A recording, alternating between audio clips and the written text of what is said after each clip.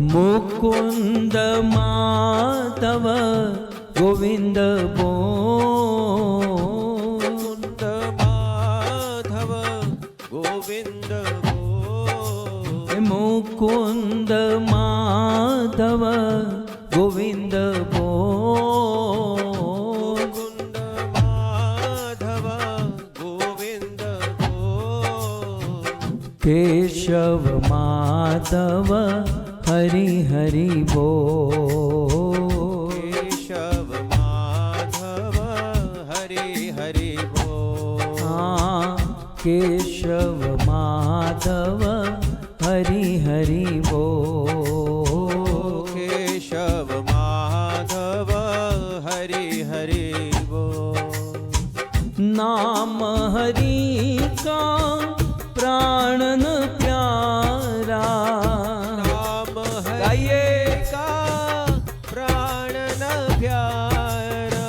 नाम हरि का प्राणन प्यारा। नाम हरि का प्राणन प्यारा। संत जनों का परम सहारा। संत जनों का परम सहारा। भक्त जनों का परम सहारा। भक्त जनों का परम सहारा। नाम की महिमा है अनमोल। नाम की महिमा है अनमोल। हे नाम की महिमा है अनमोल। नाम की महिमा है अनमोल। केशव माधव हरि हरि बोल। केशव माधव हरि हरि बोल। मुकुंद माधव गोविंद बोल। मुकुंद माधव गोविंद बोल। मुकुंद माधव गोविंद बोल। माधव गोविंद बोल।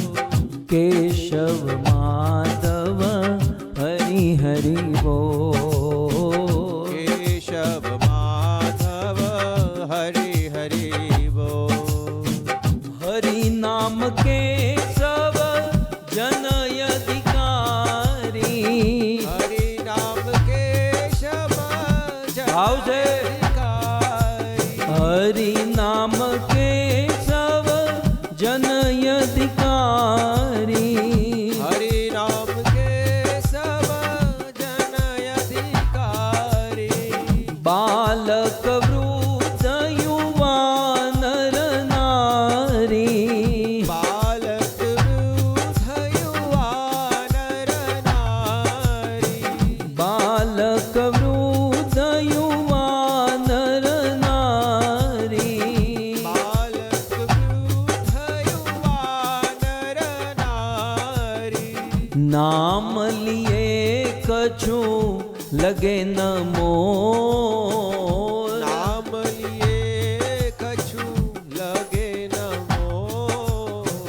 नाम लिए कछु लगे न मोल। नाम लिए कछु लगे न मोल। केशव माधव हरि हरि बोल। केशव माधव हरि हरि बोल। मुकुंद माधव गोविंद बोल। मुकुंद माधव गोविंद बोल। मुकुंद माधव गोविंद बोल। माधव गोविंद बोल।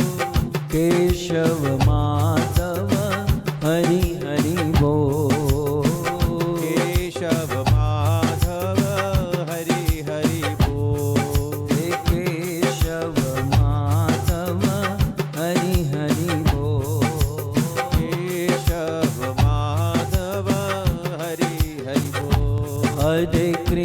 कृष्णा हरे कृष्णा कृष्णा हरे हरे हरे राम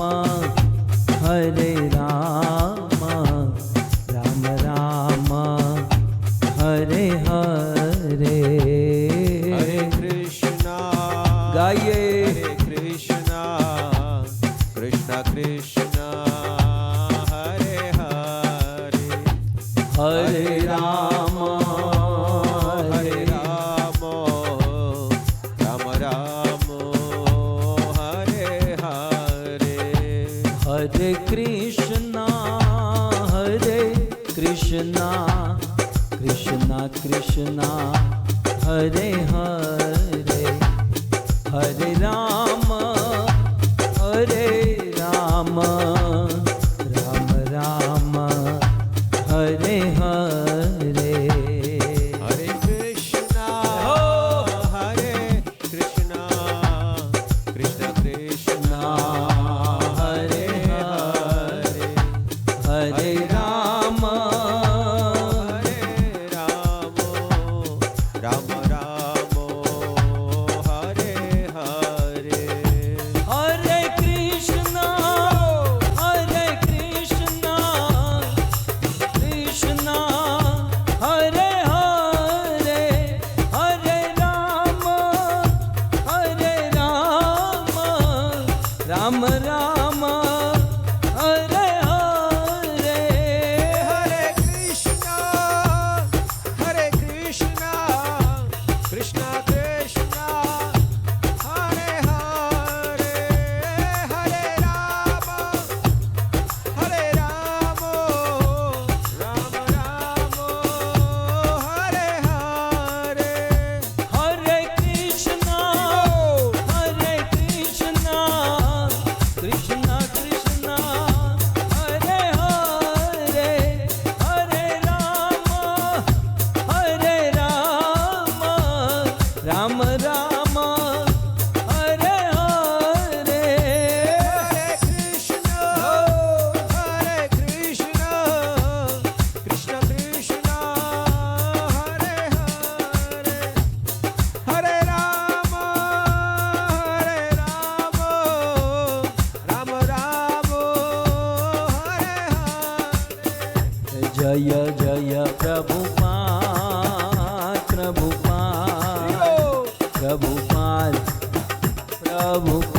जय जय प्रभुपाद। प्रभुपाद निताय गौर हरि बोल हरि बोल हरि बोल हरि बोल।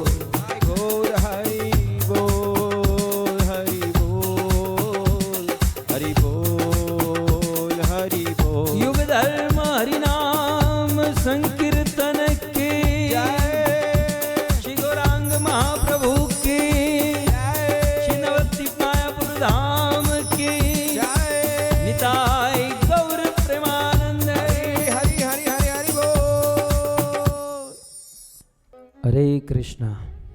परम सौभाग्य है हम सब गौर मंडल भूमि श्री चैतन्य महाप्रभु की यह पावन लीला भूमि में इन पवित्र दिनों में विचरण कर रहे हैं। हृदय में बड़ा आनंद हो रहा है। जो सिंसियर भक्त हैं सुबह 4 बजे जगकर सुंदर राधा माधव की मंगला दर्शन, पंचतत्व का दर्शन, और जो इतने सिंसियर नहीं है, कल तो सारी क्वालिटी का वर्णन हुआ था, वो सीधे संभार के प्लेट पर आ चुके थे, हैं? सीधे जग कर फ्रेश होकर, ये भी ठीक ही है। तो अभी अभी हम जहाँ पर दर्शन करके आए, क्या नाम है? पंचानन तला। ये पंचानन तला, फिर आगे हम दर्शन करेंगे हंस वाहन, फिर ब्राह्मण पुष्कर। 5 कुछ श्लोक हैं बंगला भाषा में, मैं उसे पढ़ूंगा, बहुत अच्छा लगेगा। ये कब आप सुनोगे? कहते हैं पितृ सन्निधाने गौर गुण गाने सतयुगे ऋषि गण। ये सतयुग की बात है कि ये सप्तर्षि पितृ अपने ब्रह्मा जी के चरणों में बैठे थे और हई या मगन याचिल तखन गौर प्रेम नित्य धन। ब्रह्मा चतुर्मुख पेये बड़ सुख सप्तपुत्र बले तबे। जब इन सप्तर्षियों ने कहा कि पिताजी थोड़ा सा उपदेश, थोड़ा सा ज्ञान दीजिए, तब ब्रह्मा जी ने कहा कि ज्ञान बान छोड़ो, तुम एक काम करो, तुम्हें यदि वास्तव में कृपा चाहिए तो अब भी इसी समय नवद्वीप में चले जाओ। मतलब हम लोग जो आए हैं, ब्रह्मा जी ने सप्तर्षियों को कहा कि नवद्वीप जाओ। सप्तर्षियों ने कहा नवद्वीप में जाकर क्या करेंगे, क्या करना है? नवद्वीपे जाओ गौर गुण गाओ अनायास प्रेम हवे। नवद्वीप धाम में जाकर गौर गुण श्री चैतन्य महाप्रभु के गुणों का गाओ तो बिना मेहनत बिना प्रयास किए वह शुद्ध विशुद्ध प्रेम की प्राप्ति हो जाएगी। भक्तों, भजन करना बड़ा कठिन है। भगवान की भक्ति हम लोग करते हैं, प्रयास करते हैं, लेकिन इसमें सिद्धि प्राप्त करना, वह प्रेम के स्तर पर पहुंचना बड़ा कठिन है। समझ रहे हैं?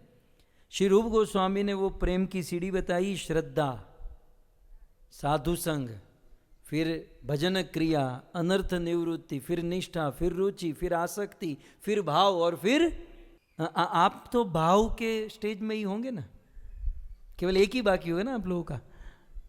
लेकिन मेरे जैसों की बात करूं तो अभी श्रद्धा भी ठीक से नहीं है। हम लोगों की श्रद्धा भी अभी डामाडोल चल रही है। तो इतने सारे पड़ाव पार करके प्रेम तक पहुंचना है मरने से पहले, तो ये कठिन है। लेकिन ब्रह्मा जी ने एक बहुत सुंदर टेक्निक बताई। नवद्वीपे जाओ गौर गुण गाओ अनायासे प्रेम हैवे। नवद्वीप में जाकर चैतन्य महाप्रभु के गुण गाओगे तो बिना मेहनत किए वो जो सीढ़ी की परम चरम सीमा है, कृष्ण प्रेम प्राप्त हो जाएगा। पिताजी ऐसा क्यों? मतलब नवद्वीप में जाकर अनायास बिना मेहनत के प्रेम मिलेगा। तब ब्रह्मा जी कहते हैं धाम कृपा सार लाभ हय जार तार हय साधु संग। ये नवद्वीप धाम की कृपा है। ये धाम, ये भूमि जो है ना, ये फोर्स कर रही है। अब आजकल तो ये जो टेक्नोलॉजी है ना, इससे हमको बहुत सारा ज्ञान मिलता है। हम लोग एयरपोर्ट से, आजकल तो भारत में रेलवे स्टेशनों पर भी हो गया है कि आपको यदि फर्स्ट फ्लोर सेकंड फ्लोर पर जाना है तो एक तो है सीढ़ी को चढ़ कर जाओ, और फिर दूसरा ऑप्शन होता है वो एस्केलेटर जो होता है उसके ऊपर खड़े रह जाओ तो वो सीढ़ी अपने आप चलती है, राइट? तो दोनों सीढ़ी है। एक सीढ़ी जहां आपको सामान उठाकर चलना हो पड़ेगा अपनी मेहनत से, और दूसरी सीढ़ी कैसी है, केवल खड़े रह जाओ 2 मिनट में दूसरे माले पर।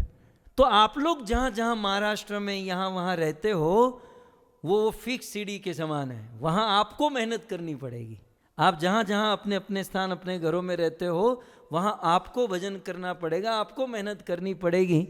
लेकिन यहाँ यदि आओगे, केवल यहाँ आकर सांभार उपमा खाओ, ये सीढ़ी अपने आप चलेगी। धाम चलता है, धाम फोर्स करता है, वो कृपा देता है। इसलिए ब्रह्मा जी ने कहा कि आप नवद्वीप में जाओ और जाकर भजन करो। कैसे भजन करो? साधु संगे भजे। साधुओं का संग करो, भजन करो और कृष्ण प्रेम में मजे, और कृष्ण प्रेम में मग्न हो जाओ, मजा करो। मजे को गुजराती में लिया जाए तो यही तो परम रंग। नवद्वीपे रति लभे जार मति से ही पाए ब्रजवास। नवद्वीपे रति, नवद्वीप धाम में यदि रति होगी और ऐसी मति हो जाएगी कि नवद्वीप में मेरा प्रेम है, तो नवद्वीप में जिसको प्रेम होता है उसी को ब्रजवास मिलता है। वैसे हमारा डेस्टिनेशन नवद्वीप धाम नहीं है, याद रखिए। चैतन्य महाप्रभु राय रामानंद संवाद में क्या कहा कि जीव का अंतिम गंतव्य कौन सा है? सबे छाड़ी जीव कर्तव्य कहां वास? कहां वास? दिनमणि, चिरा बाजार, चंदनवाड़ी। रिन्यूएशन हो गया इसलिए अब बड़ा मजा आता है वहां पर। सब छाड़ी जीव कर्तव्य कहां वास? सब कुछ छोड़ छाड़ कर मैं हीरालाल को सलाम करूंगा कि उन्होंने निर्णय ले लिया है कि बस अब बहुत हो गया। लेकिन निर्णय आपने लिया, चिंता मुझे हो रही है कि अभी बच्चों का, बेटियों का क्या होगा। लेकिन उनका निर्णय मैंने सुना। लेकिन सही है, सर्व छाड़ी जीव कर्तव्य कहाँ वास? सब कुछ छोड़ छाड़ कर जीव को कहाँ वास करना चाहिए? तो राधा कृष्ण नित्य लीला, जहाँ पर राधा कृष्ण की नित्य लीला होती है, ब्रजे वृंदावन वास, उस वृंदावन में वास करना हमारा लक्ष्य है, डेस्टिनेशन है। तो फिर आप कहोगे यहाँ मगजमारी करने क्यों हमको लाए हैं? यदि हमारा डेस्टिनेशन, हमारा अंतिम गंतव्य स्थान ब्रज वृंदावन है, तो फिर नवद्वीप मायापुर क्यों? तो कान खोलकर सुन लीजिए, वृंदावन हमारा डेस्टिनेशन है, लेकिन वृंदावन में प्रवेश करने के लिए जो वीजा का थप्पा है वो नवद्वीप धाम में लगाना पड़ेगा। यहां बिना थप्पा लगे वहां ब्रज में वास नहीं होगा। इसलिए ब्रह्मा जी ने कहा कि नवद्वीप पे रति, नवद्वीप में जब थप्पा लगेगा तब ब्रज में एंट्री प्राप्त होगी। एयरपोर्ट में जाके खड़े रह जाओ, अमेरिका जाऊंगा, लेकिन वीजा तो दिखा। तो आप ब्रजवास करना चाहते हो, ब्रज में जाना चाहते हो, तो उस ब्रजवास, ब्रज का आश्रय, ब्रज में जाने के लिए इस नवद्वीप को समझना होगा। यहाँ पर रति मति गति करनी होगी। इस प्रकार से ब्रह्मा जी ने अपने उन 7 पुत्र सप्तर्षियों को उपदेश दिया और देरी नहीं की, तुरंत सप्तर्षि ब्रह्मलोक से, सतयुग की बात है, इस स्थान पर आ गए जहाँ पर हम लोग बैठे हैं, राइट। और इस स्थान पर आकर सप्तर्षि सत्संग करने लगे, साधु संग करने लगे और श्री चैतन्य महाप्रभु के विषय में चर्चा करने लगे। स्कंद पुराण, पद्म पुराण, गरुड़ पुराण, वराह पुराण, अनेकों पुराणों के माध्यम से महाप्रभु की चर्चा करने लगे। अरे हाँ, गरुड़ पुराण में लिखा है कि महाप्रभु नवद्वीप में प्रकट होंगे। सो महाप्रभु की सारी चर्चा यहाँ पर बैठकर सप्तर्षि साधुओं के बीच में करने लगे। और भगवान तो यत्र गायन्ति मद भक्ता, जहाँ पर भगवान को गाया जाता है भगवान दौड़कर वहाँ चले आते हैं। तो यहीं पर सप्तर्षि ब्रह्मा जी का उपदेश सुनकर आए थे, चर्चा कर रहे थे महाप्रभु की, और लगभग दोपहर के 12 बजे थे। ले 12 ही बजे हैं, केवल 2 मिनट की देरी है। बिल्कुल आकाश में सूर्य चढ़ा हुआ था, दोपहर के 12 बजे थे, मध्याह्न का समय था। और उसी समय सप्तर्षियों ने करोड़ों सूर्य का प्रकाश पुंज देखा और आजानुलंबित भुजो कनकावदातो, आजानुलंबित भुजा, लंबे बाल, सुंदर गौर वर्ण की मूर्ति, तपाए हुए सोने के समान चमचम चमचम चमकती हुई श्री चैतन्य महाप्रभु की दिव्य मूर्ति का दर्शन किया। साक्षात श्री चैतन्य महाप्रभु का दर्शन सप्तर्षियों ने किया। और फिर तो आगे बहुत सारी चर्चा है कि चैतन्य महाप्रभु ने उनको कहा कि मैं कलयुग में आऊँगा और यहाँ पर लीला करूँगा। सप्तर्षियों ने कहा हमें भी कुछ मौका दीजिए। तब चैतन्य महाप्रभु ने कहा कि आप लोग यहाँ पर रहो, गंगा के तट पर कुमार हट्ट नाम का स्थान है, वहाँ पर हम लोग कीर्तन करेंगे, सब कुछ लीला में प्रवेश करेंगे। तो तात्पर्य यह है कि मध्याह्न के समय श्री चैतन्य महाप्रभु ने सप्तर्षियों को दर्शन दिया था, इसलिए इस स्थान का नाम हुआ मध्य द्वीप। ठीक है, मध्य के समय स्थान दिया था, इसलिए मध्य। ये मध्य शब्द शास्त्रों में बहुत बार आता है। मध्य की बड़ी महिमा है। ये जीव भगवान की कौन सी शक्ति है? मध्य वही तटस्थ, न अंतरंगा शक्ति न बहिरंगा शक्ति, कौन सी? बीच वाली, तटस्थ, मध्य। हम लोग कौन से डिवोटी हैं? उत्तम के कनिष्ठ? मध्य। भगवान रामचंद्र का जन्म कब हुआ? मध्य, मध्य दीन अति शीत न घामा। अच्छा, भगवान रामचंद्र ने धनुष कहाँ तोड़ा? तेही छन राम मध्य धनु तोड़ा, वहां पर भी मध्य शब्द है। सो इस प्रकार से मध्य, और बाकी सब तो मध्य ठीक है, लेकिन हम जब भोजन करने बैठते हैं कैसा खाओगे? माफक, मध्य। थोड़ा खट्टा भी होना चाहिए, मीठा भी होना चाहिए, थोड़ा सा तीखा। देखो, केवल खट्टा खट्टा हो ना तो अच्छा नहीं लगता, केवल मीठा मीठा हो तो अच्छा नहीं लगता। खट्टा और मीठा दोनों साथ में हो तो हमारा गुजराती माणसो खाटा हो ने मीठा हो એટલે બહુ ગમે, खट्टा मीठा। सो मध्य की बात कर रहा हूँ, हम लोग ये मध्य द्वीप में हैं और यहाँ पर सप्तर्षि। अभी अभी आज के दिन में प्रथम दर्शन हम सब ने किया पंचवेणी।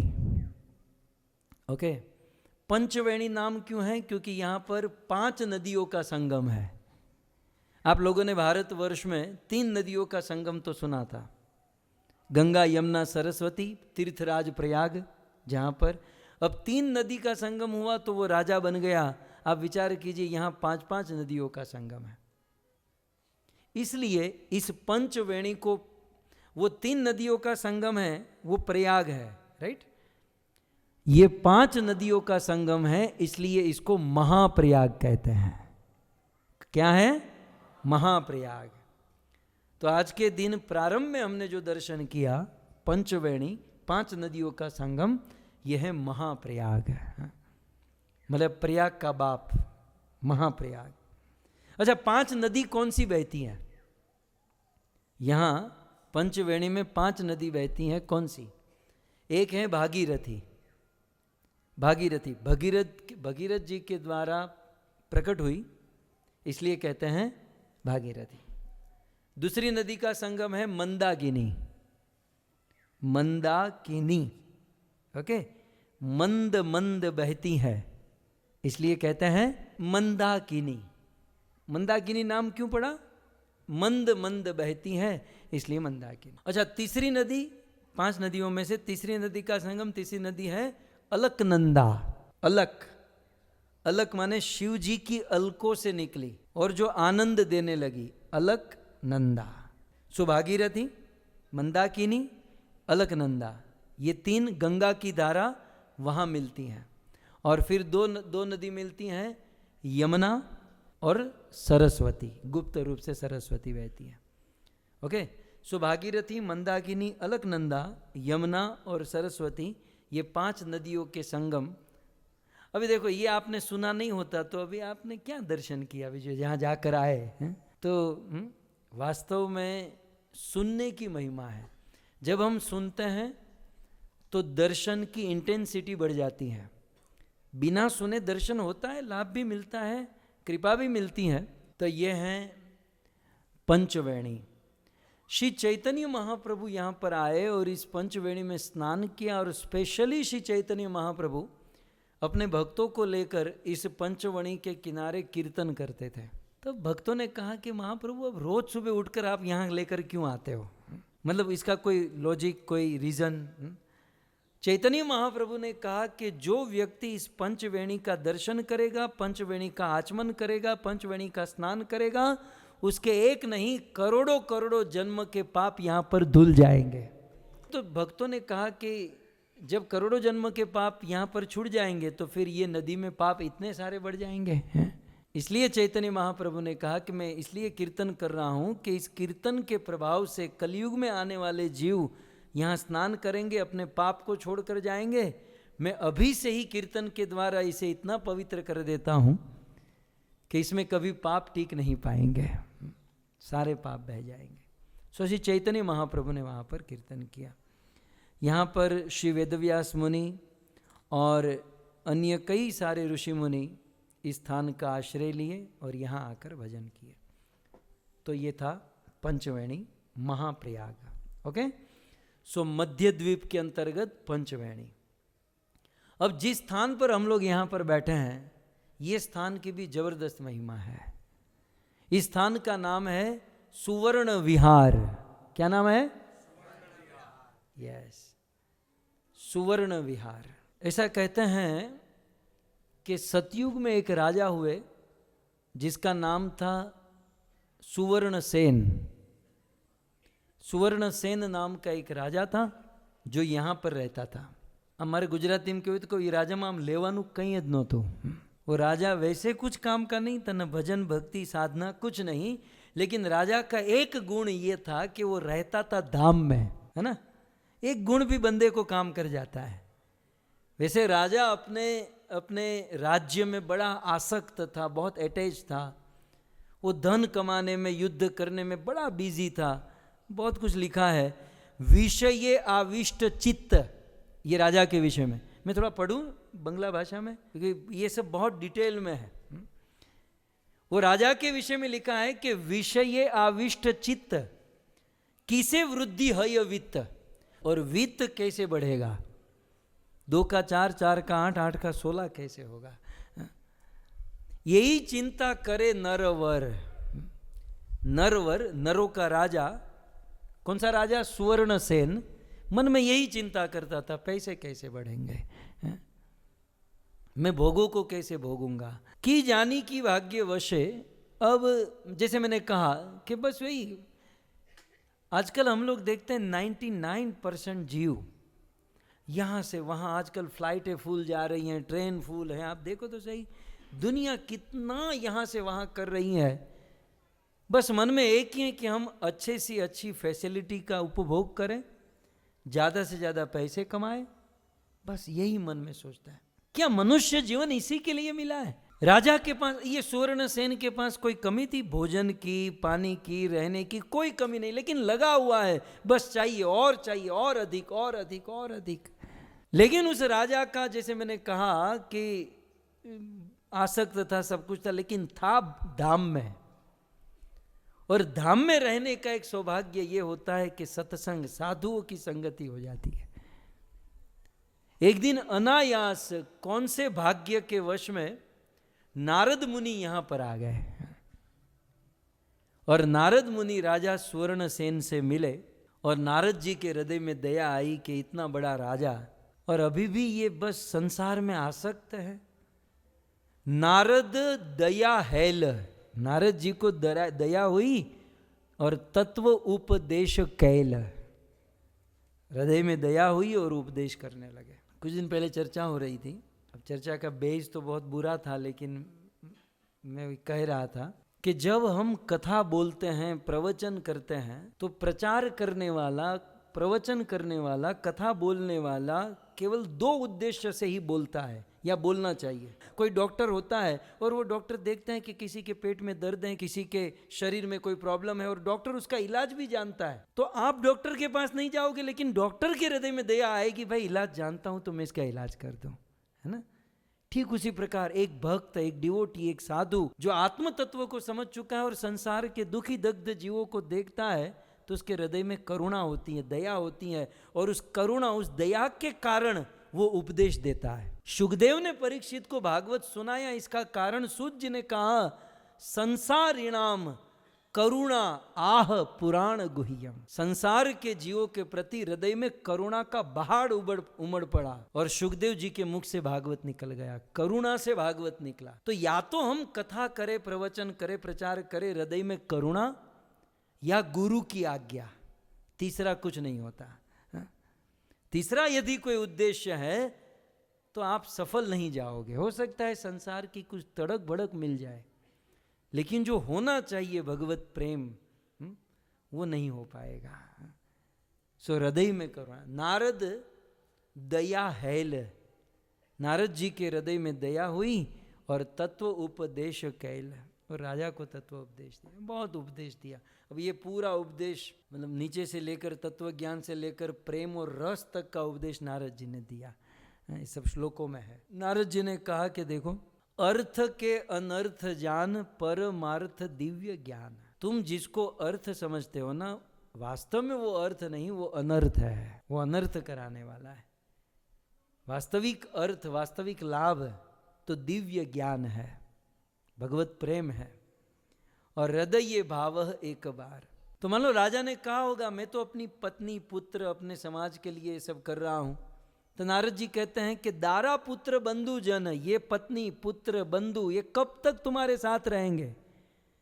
केह नहे निज जन, ये कोई तुम्हारे नहीं है। मरण एत केह नहे कार, मरने के बाद 1-2 दिन आंसू बहाएंगे, रोएंगे, मरने से पहले ही कहते हैं बूढ़ा जाए तो अच्छा है, मरने के बाद तो वो पार्टी मनाएंगे।